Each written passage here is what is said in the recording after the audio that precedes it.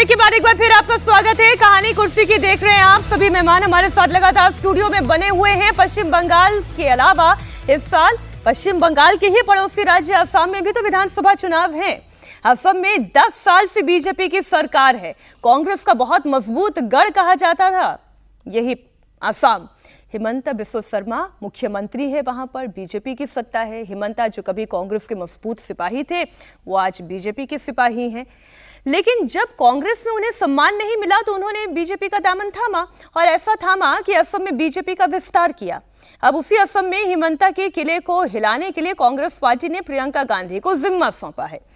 प्रियंका गांधी को असम कांग्रेस की screening committee का मुखिया बनाया गया है, यानी किसे टिकट मिलेगा किसे नहीं मिलेगा ये तय खुद प्रियंका गांधी करेंगी और इसमें साथ देने के लिए उनके करीबी इमरान मसूद को भी लगाया गया है।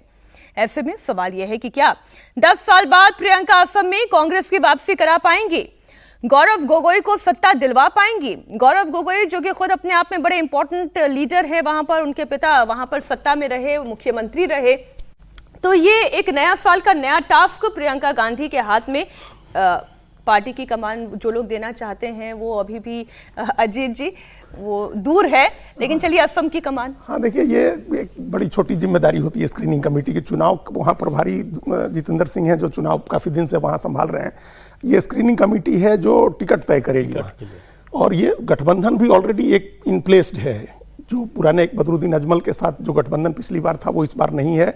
उनकी ऑल इंडिया जो डेमोक्रेटिक यूनाइटेड फ्रंट है उसको कांग्रेस ने अलग कर दिया है और कांग्रेस ने तय किया कि 100 सीट हम लड़ेंगे और 26 सीटें जो छोटी दूसरी पार्टियां हैं जिसमें वो असम जातीयता पार्टी है और वो रायजोर दल है अखिल गोगोई की, तो ये सब छोटी छोटी पार्टियां हैं जिनके लिए 26 सीटें छोड़ी हैं। कांग्रेस के साथ के दो बड़े एलआई पार्टनर जो वहाँ के थे, मतलब एक बड़ा एलआई पार्टनर, एक तो बदरुद्दीन अजमल की बात कही हमने और दूसरा बीपीएफ था। हग्रामा महलारी बड़े बड़े मजबूत और वो जो वहाँ के बड़े नेता थे, बोडोलैंड का उनका एक बड़ा असर का इलाका था, बोडोलैंड पीपुल्स फ्रंट उनकी जो पार्टी थी बीपीएफ। पहले बीजेपी उनको तोड़ करके ले आई, जब वो अलग उनको बीजेपी ने अपने साथ लिया, फिर बीजेपी ने एक पॉलिटिक्स के तहत उनको अलग करके यूपीपीएल जो दूसरी पार्टी आई उसको प्रमोद बोड़ो की पार्टी को साथ ले लिया, फिर उनको छोड़ करके वापस बीपीएफ को कर लिया।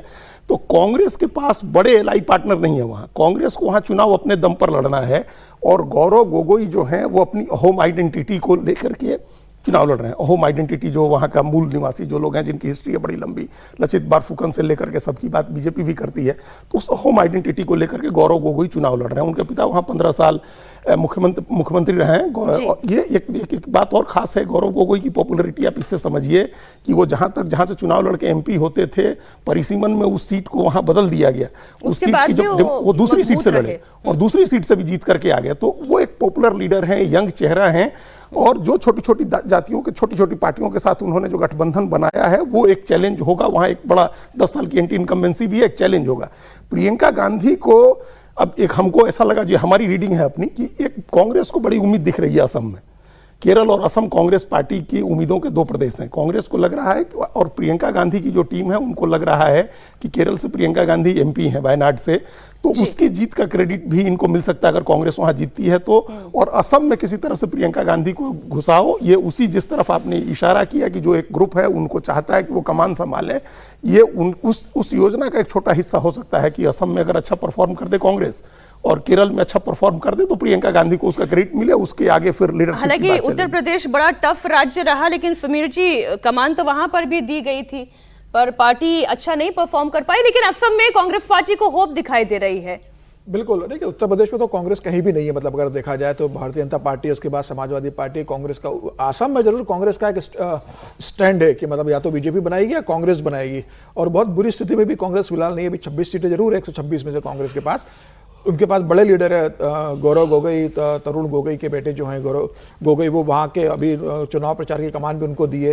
अभी वो पूरा चुनाव देखेंगे तो कांग्रेस का स्टैंड। अब मुझे लग रहा है कि वहाँ जो चुनाव होने वाला है वो बेसिकली हेमंत बिस्वा शर्मा का भी एक जो राहुल गांधी के साथ जिस तरीके से एक पर्सनल एनिमी जिसे कहती है, जिस तरीके से राहुल गांधी जब भारत जोड़ो यात्रा के समय गए थे और उस समय जिस तरीके से उन्होंने उनका एनकाउंटर हुआ था हेमंत बिस्वा शर्मा के साथ, और हेमंत तो कांग्रेस ही रहे हैं, लंबे समय कांग्रेस में रहे, उसके बाद वो आए मुख्यमंत्री बने उसके बाद। तो अब हेमंत बिस्वा शर्मा जिस तरीके से राजनीति करते हैं उसमें कांग्रेस और भारतीय जनता पार्टी दोनों की राजनीति को उनके अंदर उन्होंने अपने आप को बहुत मिक्स कर लिया है। तो बड़े नेता बन के उभरे। क्या ऐसी स्थिति में प्रियंका गांधी, और सिर्फ आपको स्क्रीनिंग कमेटी का प्रमुख बना देने से आपको आसाम में तो समझना पड़ेगा ना कि कैसी डेमोग्राफी है, क्या है, कहां होगा। आप पूरी तरीके से वहां पर मुझे लगता है गौरव गोगोई पे आप पूरी तरीके से निर्भर रहोगे। जो गौरव गोगोई कहेंगे लगभग उसी हिसाब से टिकट बंटने वाले हैं। मुझे लगता है कि अगर प्रियंका गांधी को लगता है कि आसाम में उन्हें कोई बड़ी भूमिका निभाना है तो वो आसाम में लंबे समय जाकर रहे, वहां पर वह तमाम एरिया का दौरा करे। सिर्फ 2 रैली कर देने से और स्क्रीनिंग कमेटी का प्रमुख बन जाने से कोई बहुत फर्क नहीं पड़ने वाला है। लेकिन गौरव गोगोई जिस तरीके से गौरव गोगोई जिस तरीके से वहां मेहनत कर रहे हैं, निश्चित रूप से जमीनी स्तर पर काम कर रहे हैं और वो एक कोशिश कर रहे हैं कि उनके पिता के लंबे समय मुख्यमंत्री रहने के बाद अब वो वापस वहां मुख्यमंत्री बने। वो लंबा समय बिता रहा है, लेकिन उनके साथ जो उनकी पत्नी का मामला जुड़ा है और लगातार जिस तरीके से हेमंत शर्मा उनकी वाइफ को लेकर जिक्र करते कि भाई पाकिस्तान एनजीओ के साथ जुड़ी हुई है, पाकिस्तान बहुत जाती है, पाकिस्तान के लिए करती है, वो मुद्दा भी बहुत ज्यादा उठा रहे वहां पर। तो ये सब मामले होंगे जैसे चुनाव आएगा। लेकिन गौरव गोगोई इंपॉर्टेंट लीडर हैं आसाम के, और गौरव गोगोई की पार्टी के अंदर भी क्या वैल्यू है, आप उसे इस तरह से भी देख सकते हैं कि जब भी जितने बड़े मसले आए हैं जो संसद में डिबेट के प्लेटफॉर्म पर लाए गए हैं, उसमें गौरव गोगोई लगातार कांग्रेस पार्टी का पक्ष रखते आए हैं। अच्छा, नए साल पर प्रियंका गांधी के लिए दोहरे खुशी का समय रहा। असम चुनाव के लिए पार्टी की स्क्रीनिंग कमेटी का मुखिया तो उन्हें बनाया ही गया।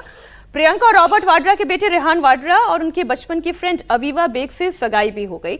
ये तस्वीरें जो हैं वो शेयर की गई है, प्रियंका गांधी ने अभी से कंफर्म भी किया है।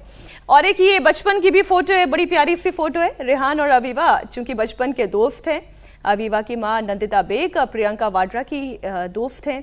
रेहान और अवीवा के बचपन की ये फोटो भी उन्होंने पोस्ट की। दोनों एक साथ बड़े प्यारे लग रहे हैं। अब एक बात देखिए, अगर आप इसे कहें कि 2 बच्चे हैं, बचपन से इनकी दोस्ती थी, बड़े होकर वो प्यार में तब्दील हुई, अब एक रिश्ते में बात जो है वो तय हो गई है, बहुत बहुत प्यारा रिश्ता है। लेकिन राजनीति इतनी प्यारी नहीं होती सर, इसलिए मैं अभी से थोड़ा सा राजनीति पर लेकर आ रही हूँ। जब आप राहुल गांधी की पॉलिटिक्स और राहुल गांधी से जुड़े हुए उनके जितने भी नाते रिश्तेदारों की पॉलिटिक्स, जिसमें हम यूं कह सकते हैं कि कांग्रेस पार्टी की फ्यूचर पॉलिटिक्स के हम तौर पर देखें तो रेहान वाड्रा की फिर अभी मंगेतर हैं अवीवा बेग, चर्चा होगी आगे, डिफिकल्टीज कहीं पैदा हो सकती है। नहीं, सबसे मूल विषय तो ये है कि आखिर इस वैवाहिक समारोह को इस तरह प्रचारित क्यों किया जा रहा। तो जो मैं पहले बोला आपसे कि सारा जो राजनीति है वो विवाह भी राजनीतिक समीकरण में आ गया है। अवीवा बेग जो है वो सुन्नी मुस्लिम परिवार से ताल्लुक़ रखती हैं और कांग्रेस जो है पूरी तरह से मुसलमानों के साथ दिखना चाहती है। इसलिए इस सारे समारोह में आप देखिए एक एक कार्यक्रम की, अब बचपन से लेके और जवानी तक की फोटोएं सबको प्रस्तुत की जा रही कि आप इसको दिखाइए। अभी जो सर ये भी तो कहते हैं तस्वीर बड़ी प्यारी है। नहीं, मैं कहाँ कह रहा हूँ कि तस्वीर खराब है, लेकिन उसके पीछे की जो राजनीति है उसको देखने की जरूरत है ना। जो आपने पूछा उसके पीछे की राजनीति है। कांग्रेस इस वैवाहिक समारोह का भी एक राजनीतिक फायदा लेने की कोशिश कर रही। अभी जो बात चल रही थी प्रियंका जी का, मेरा मानना यह है कि प्रियंका जी को अधिकृत तौर पर स्क्रीनिंग कमेटी का अध्यक्ष अभी बनाया गया है, जबकि वो 2022 से स्क्रीनिंग का काम कर रही हैं। आप उत्तर प्रदेश में देखिए, समाजवादी पार्टी के साथ राहुल गांधी की बातचीत परवान नहीं चढ़ पाई। प्रियंका जी अखिलेश जी की बात हुई और सहमति बन गई। 2024 में भी जब गठबंधन की बात आई, आम आदमी पार्टी और समाजवादी पार्टी को सीट देने का निर्णय प्रियंका जी ने किया। राहुल जी उससे खुश नहीं थे, स्टेटमेंट भी आया था कि हम गुजरात की सीट नहीं देना चाहते थे।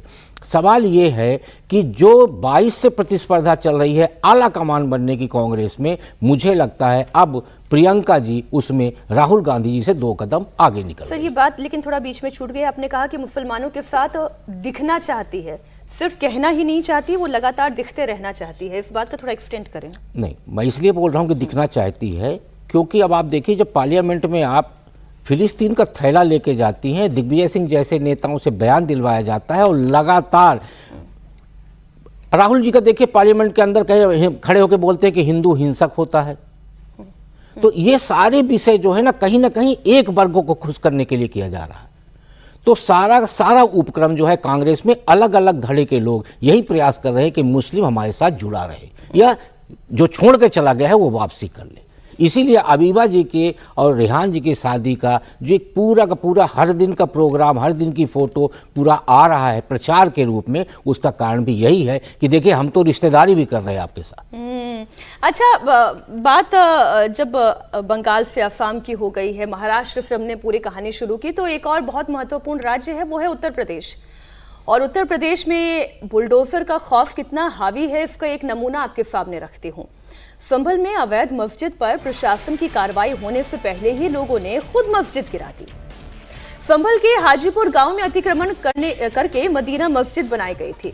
आज सुबह यहां पर बुलडोजर चलना था, लेकिन उसके पहले ही कल रात लोगों ने खुद ही मस्जिद गिरा दी। तस्वीरें आपके सामने हैं। पूरी मस्जिद को जमींदोज किया गया। प्रशासन ने अवैध अतिक्रमण हटाने के लिए नोटिस दिया था, लेकिन जब प्रशासन की टीम बुलडोजर लेकर पहुंची तो देखा, अरे मस्जिद तो वहां थी ही नहीं।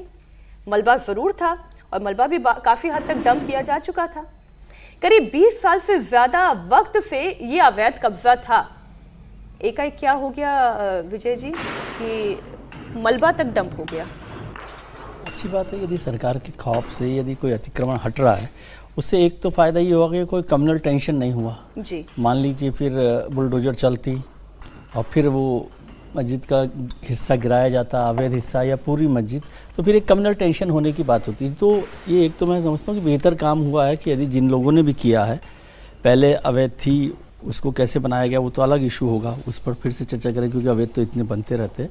लेकिन उसको कर लेना मैं समझता हूँ एक सामाजिक समझदारी का काम भी है जी। और ये यदि इसको प्रशासनिक तौर पर देखें तो यूपी में योगी सरकार का खौफ भी है कि भाई उस खौफ की वजह से कि वो बुलडोजर चलता फिर वहाँ पर टूटता, उससे पहले उन्होंने उस मस्जिद को गिरा दिया, अवैध निर्माण को गिरा दिया। और ऐसा कैंपेन यदि सरकार चलाए तो ज़्यादा बेहतर है। सब जगह पर अवैध निर्माण को यदि लोग बहुत सारी जगह हमने देखा है कि उत्तर प्रदेश में कई जगहों पर लोग अपने आप भी उसको हटा रहे हैं, तो वो मैं उसको बेहतर व्यवस्था समझता हूँ, बजाय इसके कि सरकार की गाड़ियाँ, पुलिस, बंदोबस्त सब वहाँ पहुँचे और फिर वो करे, फिर कम्युनल टेंशन हो, फिर तनाव हो रहा है, फिर मारपीट हो रही है। तो उससे तो बेहतर है ये व्यवस्था रहे। हिमाचल प्रदेश में भी जैसा हुआ था, अच्छा लोगों ने खुद ही तोड़ के गिरा दी थी, तो नगर निगम का नोटिस उससे अच्छा रहता है कि लोगों ने खुद ही तोड़ना शुरू कर दिया। और फिर कोई राजनीति का मौका भी तो नहीं मिलता। कोई ये नहीं कह सकता कि भाई देखिए हम मुसलमानों के साथ हैं और फिर कोई ये कहने लगे कि बात यहाँ मुसलमानों की नहीं है, बात यहाँ पर अतिक्रमण होने या ना होने की है। अच्छा, संभल में जिस जगह मस्जिद थी उससे लोगों ने चूंकि खुद गिराया, जिसकी तस्वीरें हम लगातार आपको दिखा रहे हैं। प्रशासन अब आगे की कार्रवाई कर रहा है। मस्जिद की खाली हुई जमीन को अब गरीबों को आवंटित करने का काम आज से ही शुरू हो गया। 20 परिवारों को 80-80 वर्ग मीटर की जमीन दी गई है। ये और अच्छी बात है कि आगे के काम भी उससे हो रहा है। किस तरीके से इस पूरी कार्रवाई को अंजाम दिया गया? ये भूमि निर्धनतम परिवारों के लिए आरक्षित भूमि थी, आबादी हेतु आरक्षित थी। इसमें 20-25 वर्षों पूर्व कब्जा हुआ था और 537 नंबर गाटा संख्या है और 1339 वर्ग मीटर भूमि है। तो कुल 20 परिवारों को आवंटित की गई है। प्रधानमंत्री आवास योजना ग्रामीण के अंतर्गत इसमें आवास भी दिए जाएंगे और ये 20 के 20 लोग अपनी भूमि को पाकर के प्रसन्न हैं। ये बहुत बेहतर कदम है। एक पहली बात तो ये कि मस्जिद को खुद गिरा देना और उसके बाद फिर वो जो जमीन है वो गरीबों को आवंटित कर देना। लेकिन संभल के हाजीपुर गांव में लोगों ने भले ही मस्जिद को खुद गिराया हो, लेकिन अवैध रूप से बने हुए मदरसे का डिमोलिशन नहीं हुआ।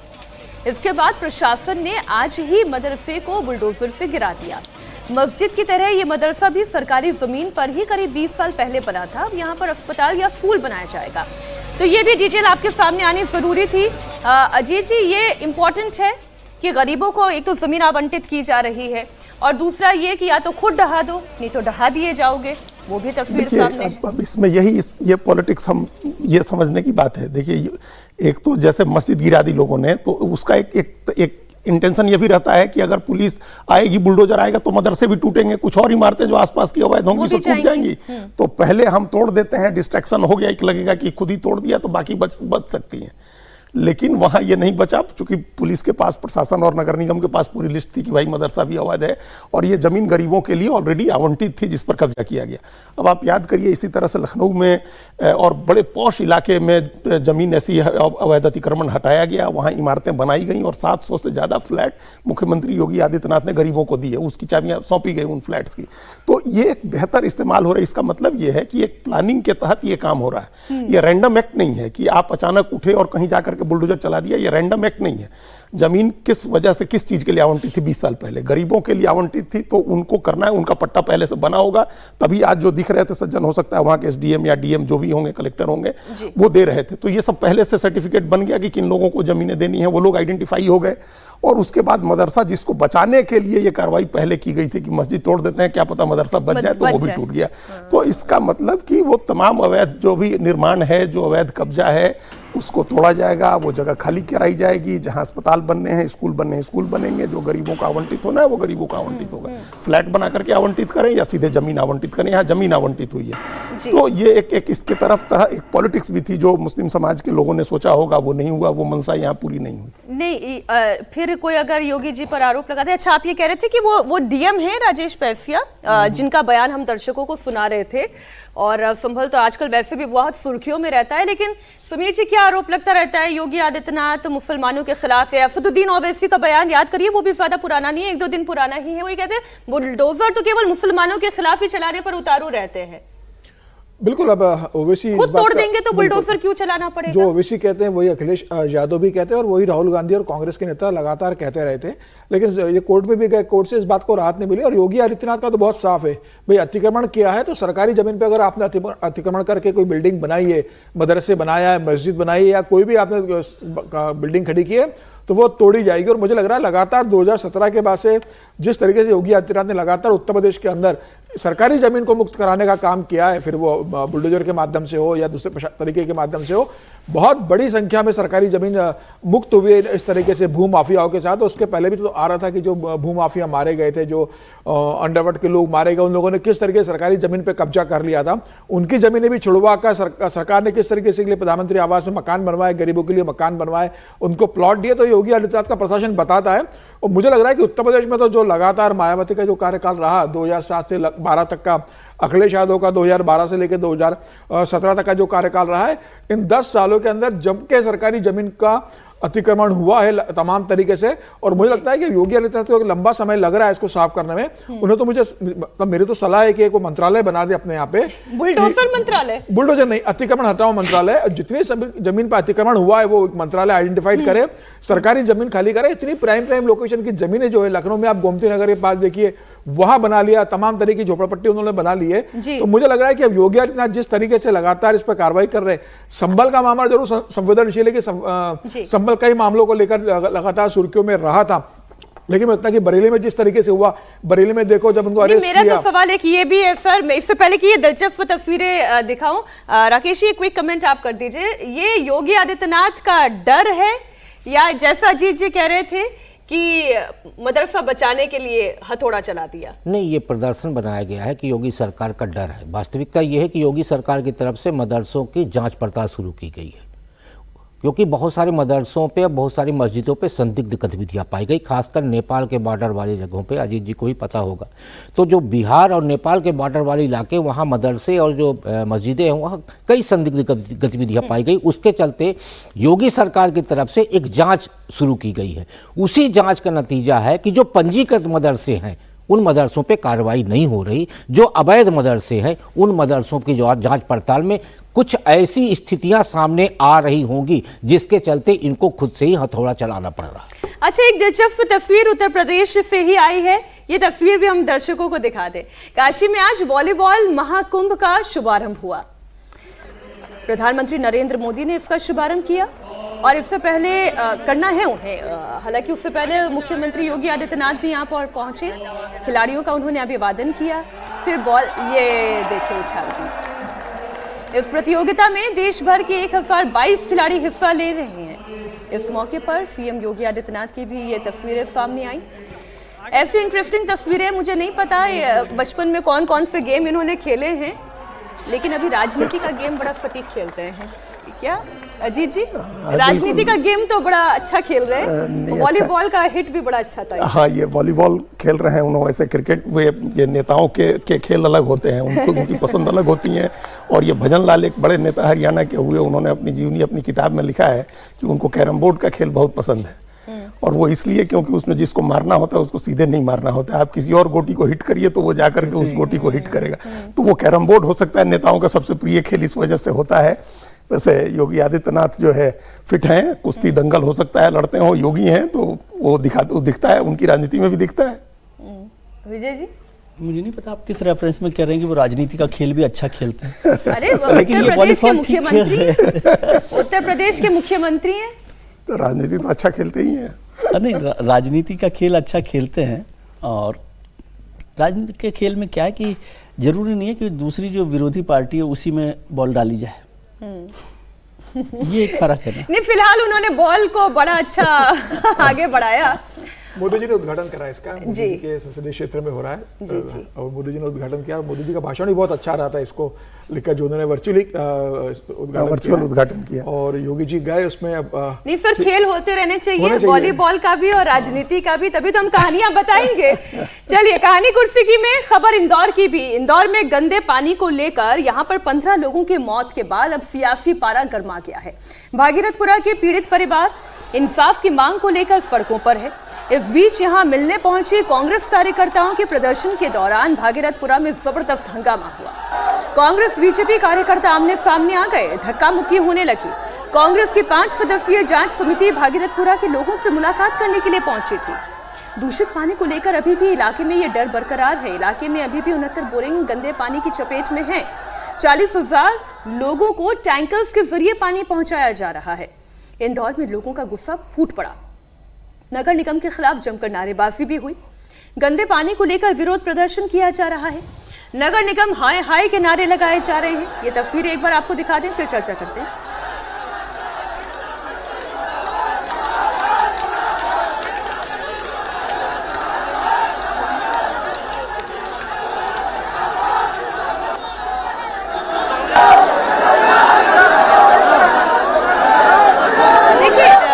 दिल्ली में पानी की जब किल्लत हुई थी, जरा याद कीजिए, कुछ साल पहले लेकर जा रही हूँ, दिल्ली में जब पानी की किल्लत हुई थी और टैंकर्स आ गए थे, तो कितनी हाय तौबा मची थी कि बताइए पीने के लिए पानी नहीं, लोगों को टैंकर से पानी की सप्लाई की जा रही है, लोगों के घरों में प्रदूषित पानी आ रहा है।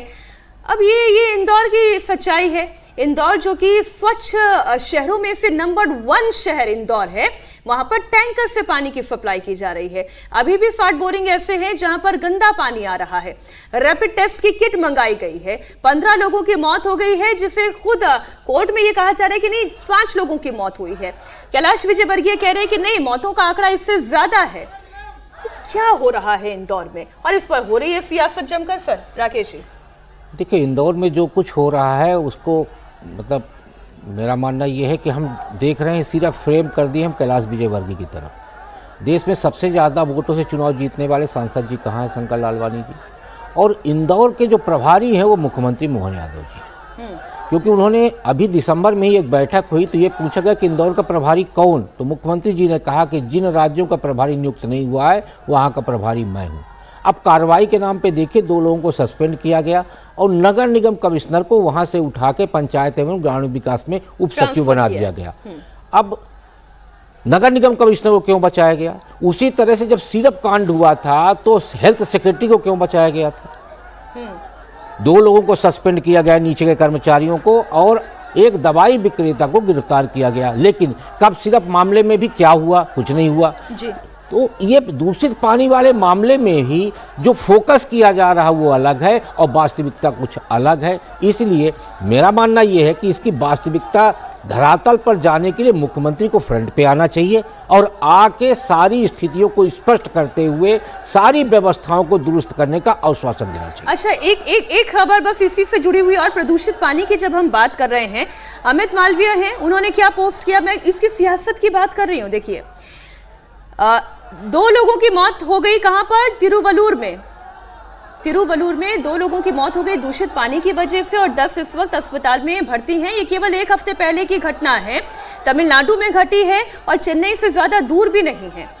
तो केवल कहानी इंदौर की नहीं है, कहानी ऐसी आपको तमिलनाडु में मिल जाएगी, कहानी हो सकता है आपको गुजरात में भी मिल जाएगी।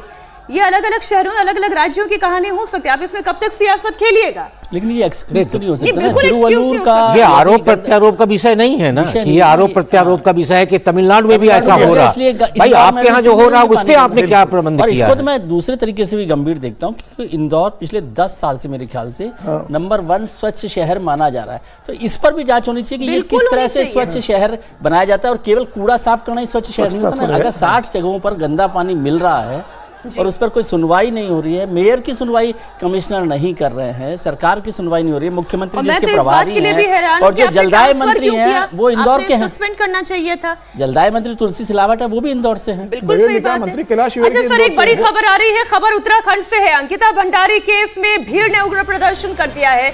सीबीआई जांच की मांग हुई है। सीबीआई जांच की मांग को लेकर देहरादून में इस वक्त प्रदर्शन की तस्वीरें आप देखें। बैनर और पोस्टर के साथ जनता सड़क पर है, नारेबाजी कर रही है, बड़ी भीड़ है।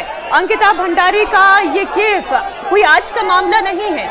लगातार इस मामले को लेकर उत्तराखंड से भी आवाजें उठ रही हैं, दिल्ली में भी कई आवाजें उठी, और खास तौर पर जब ये अभी हाल ही में किसका मामला था, उत्तर प्रदेश का जो लड़की हाँ हाँ, ये उन्नाव रेप कांड। उन्नाव रेप कांड सेंगर वाला, में जब कुलदीप सेंगर वाला। कोर्ट का फैसला आया, उसके बाद से तो अंकिता भंडारी को न्याय दिलाने के लिए और ज्यादा मांगे तेज हो गई है।